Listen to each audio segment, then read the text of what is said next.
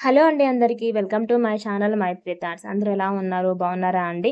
So friends, ఈరోజు మరొక pregnancy series వీడియోతో మీ ముందుకైతే వచ్చేసాను. సో ఈరోజు టాపిక్ ఏంటంటే, డెలివరీ తర్వాత బాలింతలు తప్పకుండా తీసుకోవాల్సిన జాగ్రత్తలు ఏంటివి అనేది ఈరోజు మన టాపిక్ అనమాట. ఆల్రెడీ మన ఛానల్లో ప్రెగ్నెన్సీ సిరీస్కి సంబంధించిన బోల్డ్ అనే వీడియోస్ ఉన్నాయండి. కొత్తగా పేరెంట్స్ ప్రమోట్గా అవుతున్న వాళ్ళకి చాలా డౌట్స్ ఉంటూ ఉంటాయి. యూట్యూబ్, గూగుల్ని తెగ సెర్చ్ చేస్తూ ఉంటారు. అందులోనే మునిగిపోతూ తేలిపోతూ ఉంటారు. అటువంటి వాళ్ళ కోసం అయితే మన ఛానల్లో ఈజీగా సోది సుత్తి లేకుండా వీడియోస్ అయితే చాలానే పోస్ట్ చేశాను. అందులో భాగంగా ఎర్లీ ప్రెగ్నెన్సీ సింటమ్స్ అని చెప్పేసి దాదాపుగా 30 సింటమ్స్ 3 సెక్షన్స్ వీడియోస్లో, అలాగే మొదటి నెల నుంచి 9వ నెల వరకు 3 ట్రైమస్టర్లో ప్రెగ్నెంట్ లేడీస్ ఎలాంటి జాగ్రత్తలు తీసుకోవాలి, లోపల బేబీ ఎదుగుదల ఉంటుంది, ఏమేమి స్కాన్స్ చేయించుకోవాలి, ఉమ్మనీరు ఎక్కువ తక్కువ ఉంటే ఎలా ఉంటుంది, ఎండాకాలం చలికాలంలో ప్రెగ్నెన్సీ లేడీస్ తీసుకోవాల్సిన జాగ్రత్తలు ఏంటివి, ఇవన్నీ కూడా వీటికి సంబంధించిన వీడియోస్ చాలానే ఉన్నాయండి. అలాగే డెలివరీ ముందు 1 మంత్ ముందు ఎలాంటి ప్రికాషన్స్ తీసుకోవాలి, 1 వీక్ బిఫోర్ ఎలా బ్యాగ్ చదువుకోవాలి, బ్యాగ్లో ఏమేమి పెట్టుకోవాలి, ఇవన్నీ రీసెంట్గా అప్లోడ్ చేసిన వీడియోస్ అనమాట.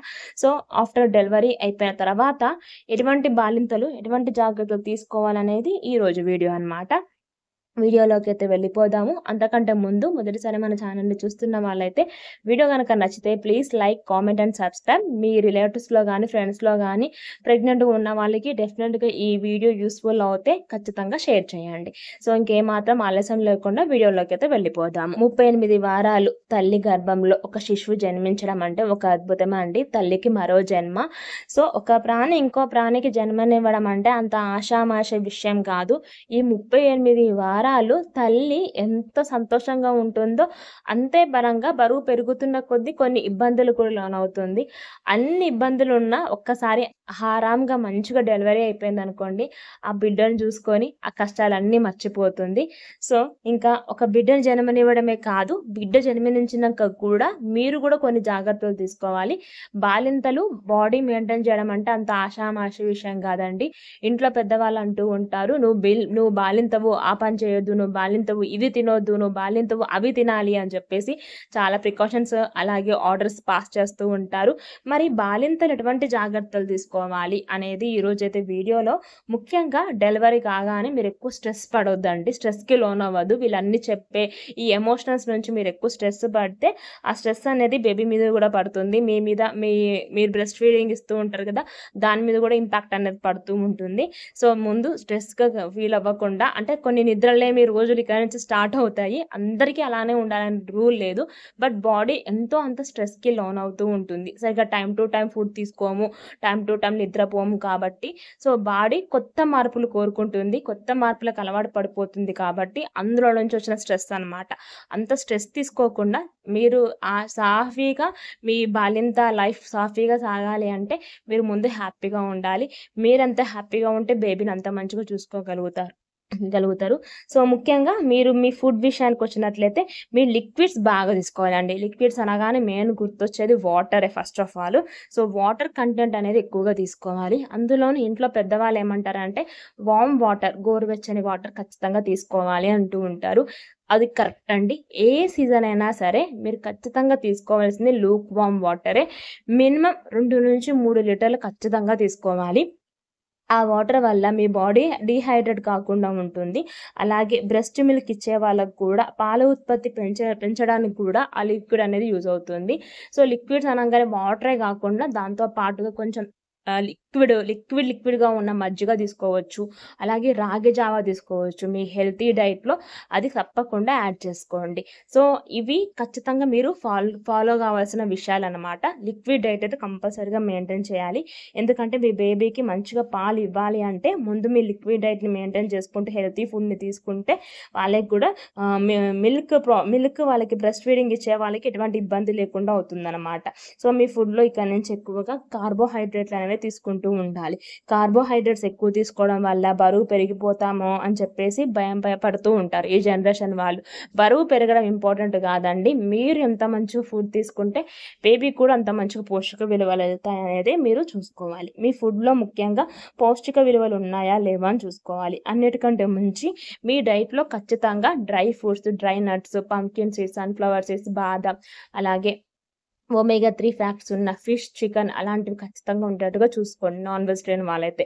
వెజిటేరియన్ వాళ్ళైతే ఖచ్చితంగా రోజు ఒక ఆకుకూర ఖచ్చితంగా తీసుకోవాలి. ప్రెగ్నెన్సీ తర్వాత గూడా కొంతమంది డెలివరీ తర్వాత గూడా కొంతమందికి కాన్‌స్టిట్యూషన్ అనేది అలానే ఉంటూ ఉంటుంది. సో, అది తగ్గించుకోవాలంటే ఆకుకూరలు, పప్పు దినుసులు బాగా తీసుకోవాలి. మన పెద్దవాళ్ళు ఏం చెప్తారు, జనరల్‌గా డెలివరీ కాగానే డాక్టర్స్ ఏం చెప్తారంటే, హాస్పిటల్ ఉండగానే మీరు అన్నీ తినొచ్చు, పప్పులన్నీ పెట్టేయండి, ఇక్కడ ఉంటే మేము చూసుకుంటాం కదా అని అంటూ ఉంటారు. సో, వాళ్ళు చెప్పింది అక్కడ వరకు కరెక్టే.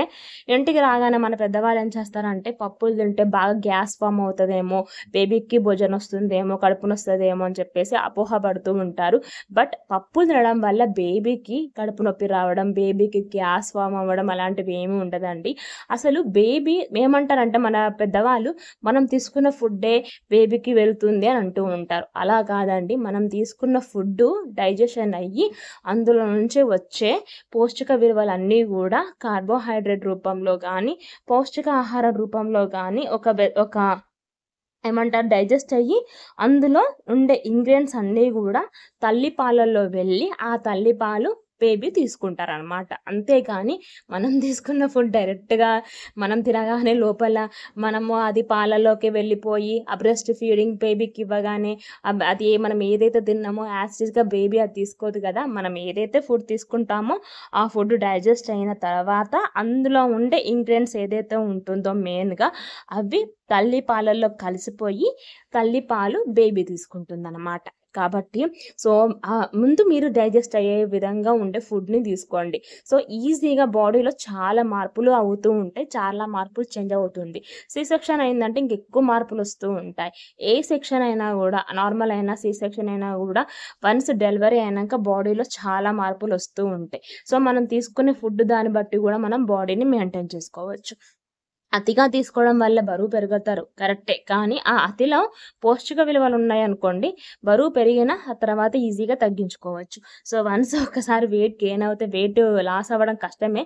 బట్ ఎంత మోతాదులో తీసుకోవాలో, ఆ తీసుకున్న మోతాదులో పౌష్టిక విలువలు ఉన్నాయో లేవో అనేది కంపల్సరీగా మీరు అబ్జర్వ్ చేసుకోవాలి. సో, ప్రోటీన్ డైట్ ఉండేటట్టుగా చూసుకోవాలి. ఎగ్ తినేవాళ్ళు ఖచ్చితంగా ఎగ్ తీసుకోవాలి. అండ్ మిల్క్ ప్రొడక్ట్స్ తీసుకునే వాళ్ళైతే ఖచ్చితంగా మార్నింగ్ అండ్ ఈవినింగ్ మిల్క్ తీసుకోవచ్చు. మీకు పాలు కొద్దిగా తక్కువున్నాయన్నట్టు అనిపిస్తే డాక్టర్ ఎలాగో ఒక పౌడర్ సజెస్ట్ చేస్తారు. ఆ పౌడర్‌ని మార్నింగ్ అండ్ ఈవినింగ్ పాలల్లో కలుపుకొని తాగినట్లయితే బ్రెస్ట్ ఫీడింగ్ పాలు మంచిగా ఉత్పత్తవుతాయన్నమాట.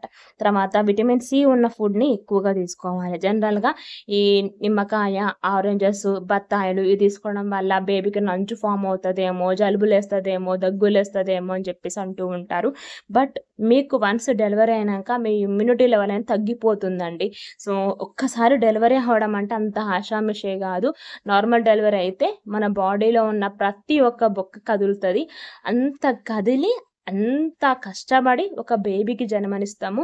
సి సెక్షన్ అయితే పొట్ట సగానికి కట్ చేసుకొని అందులో నుంచి బేబీ తీస్తే ఎంతో రక్తం ఎళ్ళిపోతూ ఉంటుంది. రక్తహీనతకి గురవుతూ ఉంటాము. ఇలాంటి ప్రాబ్లమ్స్ అన్నీ ఉంటూ ఉంటాయి. ఇంత కష్టమైనా గూడా మనం ఒక బేబీకి జన్మనివ్వాలని ఎంతో సంతోషంగా ఆ బాధని మనం అనుభవించి ఒక పండంటి పాపకో, బాబుకో జన్మనిస్తాము. అలా జన్మనిచ్చినంక మనం చాలా ఇమ్యూనిటీ లెవెల్ అనేవి మన బాడీలో తక్కువైపోతాయి. అవి మంచిగా పెరగడానికి విటమిన్ సి ఫుడ్ అనమాట. డైలీ కాకపోయినా గూడా డే తప్పించి డే తీసుకోండి. తర్వాత మీకు బ్లడ్ అనేది తక్కువైపోతుంది. ఎనీమా వచ్చేస్తుంది. అంటే ఐరన్ సప్లిమెంటరీస్ ఉండే ఫుడ్‌ని ఎక్కువగా తీసుకుంటూ ఉండండి. జనరల్‌గా ఆఫ్టర్ డెలివరీ గూడా డాక్టర్ సజెస్ట్ చేస్తారు. ఐరన్ టాబ్లెట్స్ వేసుకోమని చెప్పి 2-3 మంత్స్ వరకు. సో, వాటితో పాటుగా ఇంట్లో బెల్లంతో చేసే పదార్థాలు, నువ్వులతో చేసే పదార్థాలను తీసుకోండి. సో, వాటిలో ఐరన్ డెఫిషియన్సీ లెవెల్ అనేది ఎక్కువగా ఉంటుంది. అలాగే ABC juice, Apple, beetroot, carrot ఇలాంటివి తీసుకోవడం వల్ల మీకు ఎనిమా తగ్గే ఛాన్సెస్ అయితే ఉంటాయన్నమాట. రక్తహీనత తగ్గే ఛాన్సెస్ అయితే ఉంటాయి. ఇలాంటివన్నీ డైలీ తీసుకుంటూ ఉండాలి. నెక్స్ట్ మీ బాడీ వచ్చేసి అబ్‌నార్మల్ మజిల్స్ అనేవి మజిల్స్ అన్నీ గూడా చాలా దాని యొక్క ఆహ్, కెపాసిటీ తగ్గిపోతూ ఉంటుంది. వన్స్ డెలివరీ అయిపోయినాక. అవి మళ్ళీ మంచిగా కావాలి మజిల్స్ లెవెల్ అనేది స్ట్రాంగ్‌గా ఉండాలి అంటే సో, చాలామంది డాక్టర్స్ ఏం చెప్తారంటే బెల్ట్ పెట్టుకోమని చెప్తారు పొట్టకి. పొట్ట రాకుండా ఉండాలని చెప్పి. దానివల్ల పొట్ట రాకుండా ఉండడమో, ఇంకేదో అవ్వడమో కాదండి. జస్ట్ అలా కడుపుకే సపోర్ట్ అంతే. సో అదొక 12 వీక్స్ మెయింటైన్ చేస్తే సరిపోతుంది. ఆఫ్టర్ 12 వీక్స్ కంపల్సరీగా మీరు ఎక్సర్సైజ్ అనేవి స్టార్ట్ చేయాలి. ఒకవేళ బరువు పెరుగుతున్నారు అనిపిస్తే ఒక 12 వీక్స్ వరకు రెస్ట్ తీసుకొని 12 వీక్స్ వరకు బెల్ట్ పెట్టుకొని ఆఫ్టర్ 12 వీక్స్ ఖచ్చితంగా మీరు ఎక్సర్సైజులు, యోగాలు, డీప్ బ్రీత్ ఎక్సర్సైజులు అలాంటివన్నీ కూడా చేయాలి. అండ్ మస్ట్ అండ్ షుడ్గా ఏ సీజన్ అయినా కూడా మీరు లూక్ వార్మ్ వాటర్ తీసుకుంటూ ఉండాలి. మీరు తీసుకోవాల్సిన జాగ్రత్తలు ఇంకొకటి ఏంటంటే కాటన్ కంపల్సరీగా మీ చెవులలో పెట్టుకోవడము. అలాగే మనకి ఎలాగో ఇంట్లో పెద్దవాళ్ళు చెప్తూ ఉంటారు కుల్లా పెట్టుకోవాలి నెత్తికి అని చెప్పేసి. సో సమ్మర్ సీజన్లో కుల్లా పెట్టుకోకపోయినా చెవులో కాటన్ అయితే ఒక 3 months వరకు ఖచ్చితంగా మెయింటైన్ చేయాలండి. చల్లగాలి అసలు చెవులోకి పోనీకుండా ఉండాలి. ఎందుకంటే మీకు జలుబులేసింది, దగ్గులేసిందంటే ఆటోమేటిక్గా బేబీకి ఎఫెక్ట్ పడుతుంది. కాబట్టి అది మీ బ్రెస్ట్ మిల్క్ అంటే ఏంటిది, మీ రక్తంలోకి వెళ్ళిపోవడం. సో ఆ రక్తానికి సంబంధించిన పాలే బేబీ తీసుకుంటుంది. కాబట్టి సో మీరు ఎంత జాగ్రత్తగా ఉంటే అంత బాగుంటుంది అనమాట. నెక్స్ట్ వచ్చేసి time to time every 2 to 3 hours ఒక మీల్ అనేది తీసుకోవాలి. ఒకేసారి ఎక్కువగా తినకుండా ఎక్కువగా spicy food, masala food, biryani food అయితే అవాయిడ్ చేయండి. అండ్ నాన్ వెజ్ తినే వాళ్ళైతే మటన్ కంటే కూడా ఎక్కువగా చికెన్ ఆర్ ఫిష్ తీసుకోండి. జనరల్గా మన ఇళ్ళల్లో ఏం చెప్తారు, నాన్ వెజ్ తినే ఇళ్ళల్లో అయితే మీట్ కీమా పెట్టాలి డైలీ, తప్పించి ఒకరోజు డైలీ కీమా తింటే పాలు బాగా పడతాయి, బోటి తింటే పాలు బాగా పడతాయి అంటూ ఉంటారు. సో అవన్నీ కూడా ఎక్కువ ఫ్యాక్ట్స్ లెవెల్ ఎక్కువగా ఉంటాయి కాబట్టి వాటితో కంపేర్ చేస్తే ఫిష్లో omega-3 ఫ్యాక్ట్స్ ఎక్కువగా ఉంటూ ఉంటాయి. కాబట్టి అది తీసుకోవడం వల్ల బేబీ బ్రెయిన్ డెవలప్మెంట్కి అనేది బాగా యూజ్ అవుతుంది. సో బేబీ 2 years వచ్చేంత వరకు బ్రెయిన్ డెవలప్మెంట్లో తక్కువగా ఉంటుంది, తర్వాత ఎక్కువైపోతుంది అనమాట. అది మంచి ఇంప్రూవ్మెంట్ కావాలి అంటే మీరు ఇచ్చే పాలల్లో కూడా ఉంటుంది. కాబట్టి omega-3 ఫ్యాక్ట్స్ విలువలు ఎక్కువ ఉన్న ఫుడ్ని అయితే ఎక్కువగా ప్రిఫర్ చేస్తూ ఉండండి. ఆ తర్వాత ఐరన్ సప్లిమెంట్ ట్యాబ్లెట్స్ రెగ్యులర్గా వేసుకోండి. అలాగే ఇంట్లో బెల్లం సంబంధించిన ఫుడ్ని తీసుకోండి. అలాగే మీరు ఎక్కడికి ఇంట్లో నడిచినా బయట నడిచినా ఖచ్చితంగా మీ కాళ్ళకి స్లిప్పర్స్ అయితే ఒక స్లిప్పర్స్ పేర్ పక్కన పెట్టుకోండి. అవి ఖచ్చితంగా వేసుకోవాలి. వాటిని ఖచ్చితంగా మెయింటైన్ చేయాలి. సో ఎక్కువగా తడి నీళ్ళల్లో మీ హ్యాండ్స్ని పెట్టడం కానీ, తడి చేతులు పెట్టడం కానీ, ఏదైనా ట్యాప్ కింద చేసే పనులు ఎక్కువగా చేయడం కానీ అలాంటివన్నీ చేసి అలానే పచ్చి చేతులతో బేబీని హ్యాండిల్ చేయడం అలాంటివి అయితే చేయకండి. అన్ని రకాల పప్పు దినుసులు తినొచ్చండి. ఇంకా వెజిటేరియన్ వాళ్ళైతే రాజ్మా తినొచ్చు, పన్నీర్ తినొచ్చు, తర్వాత మీల్ మేకర్ తీసుకోవచ్చు. వీటన్నిటిలో కూడా పౌష్టిక విలువలు కంపల్సరీగా మంచిగా ఉంటాయి. ఎక్కువగా వాటర్ క్వాంటిటీ తీసుకుంటూ ఉండండి. అలాగే ప్రెగ్నెన్సీ డెలివరీ తర్వాత కూడా యూరిన్ ఇన్ఫెక్షన్లు అయ్యే ఛాన్సెస్ అనేవి ఉంటూ ఉంటాయి. కాబట్టి మీ ఏదైతే యూరిన్కి వెళ్తారో ఆ ప్రైవేట్ పార్ట్ కూడా మంచిగా క్లీన్ చేసుకోవాలి. లేకపోతే యూరిన్ ఇన్ఫెక్షన్స్ అనేది అవుతూ ఉంటుంది. కాన్స్టిట్యూషన్ కూడా కొన్ని నెలల వరకు కొంతమందికి ఉంటూ ఉంటుంది. కాబట్టి పీచు పదార్థాలు, ఫైబర్ ఉండే ఫుడ్ని ఎక్కువగా తీసుకుంటూ ఉండండి. దట్స్ ఇట్ అండి. బాలింతలు డెలివరీ తర్వాత బాలింతలు తీసుకోవాల్సిన జాగ్రత్తలు ఏంటివి అనేది ఈరోజు లాంగ్ వీడియో. అండ్ నెక్స్ట్ సెక్షన్లో బాలింతలు ఎటువంటి ఫుడ్ తినాలి, ఎటువంటి ఫుడ్ తినకూడదు అనే వీడియో మనం డిస్కస్ చేద్దాము.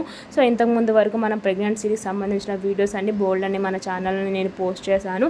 ఇప్పటి నుంచి ఇంకా ఆఫ్టర్ డెలివరీ ప్రికాషన్స్ ఎలా ఉంటాయి, ఎటువంటి ఫుడ్ని తీసుకోవాలి, అలాగే ఎటువంటి జాగ్రత్తలు, ఇంకా ఏమైనా జాగ్రత్తలు ఉంటాయా, బేబీ జాగ్రత్తలు ఏముంటాయి, ఇలాంటివన్నీ కూడా ఇంకా రానున్న వీడియోస్లో అయితే నేను పోస్ట్ చేస్తాను. ఆఫ్టర్ దట్ ఆ సెక్షన్ కంప్లీట్ అయిపోయాక బేబీస్ 0 month నుంచి ఇంకా 24-36 months వరకు ఎటువంటి ఫుడ్ తీసుకోవాలి, ఎవ్రీ ఫుడ్ వాళ్ళకి ఎటువంటి వ్యాక్సిన్స్ ఉంటాయి, అవన్నీ కూడా మనం బోల్డ్ అండ్ వీడియోస్ అన్నీ కూడా ముందు వీడియోస్లో ఎవ్రీ వీక్ ఒక ప్రెగ్నెన్సీ సిరీస్ వీడియోలో అయితే డిస్కస్ చేద్దాము. సో ఈరోజు వీడియో అయితే ఇదండి. డెలివరీ తర్వాత బాలింతలు తప్పకుండా తీసుకోవాల్సిన జాగ్రత్తలు ఏంటివి అనేవి ఈరోజు వీడియో. సో నేను చెప్పింది అయితే ఒక 50% నేను చెప్పాను. ఇంకా 50% డాక్టర్ ఎలా ఇంట్లో పెద్దవాళ్ళు చెప్తారు. కాబట్టి నేను డాక్టర్ని అయితే కాదు, గైనిక్ని కాదు, నేను ఒక అమ్మనే. నేను తెలుసుకుంది, చూసింది, గ్రహించింది, ఎక్స్పీరియన్స్ చేసింది, విన్నది అవన్నీ కూడా మీతో షేర్ చేసుకోవాలనిపించి ఈ వీడియో ద్వారా షేర్ చేసుకుంటున్నాను అనమాట. సో డెఫినెట్గా కొత్తగా పేరెంట్ అయిన వాళ్ళకి ఎంతో అంత ఈ వీడియో యూజ్ అవుతుందని నా ఒపీనియన్. సో వీడియో అయితే ఇక్కడితో ఎండ్ చేస్తున్నానండి. వీడియో కనుక మీకు యూస్ఫుల్, ఇన్ఫర్మేటివ్గా అనిపిస్తే తప్పకుండా వీడియోకి ఒక లైక్, కామెంట్ అండ్ సబ్స్క్రైబ్. తప్పకుండా మీ ఇంట్లో ఎవరైనా బాలింతలు ఉన్నా, ప్రెగ్నెన్సీ వాళ్ళు ఉన్న వీడియోస్ అన్ని షేర్ చేయండి. పక్కనున్న బెల్ ఐకాన్ని ప్రెస్ చేసినట్లయితే నెక్స్ట్ టైం ఇలాంటి మంచి ఇన్ఫర్మేటివ్ వీడియోస్ అప్లోడ్ చేసినప్పుడు నోటిఫికేషన్స్ మీ మొబైల్కి వస్తాయి అన్నమాట. నేను కలుస్తాను మరొక మంచి వీడియో అండ్ షార్ట్తో. అంతవరకు థ్యాంక్ యూ, బాయ్, నమస్తే.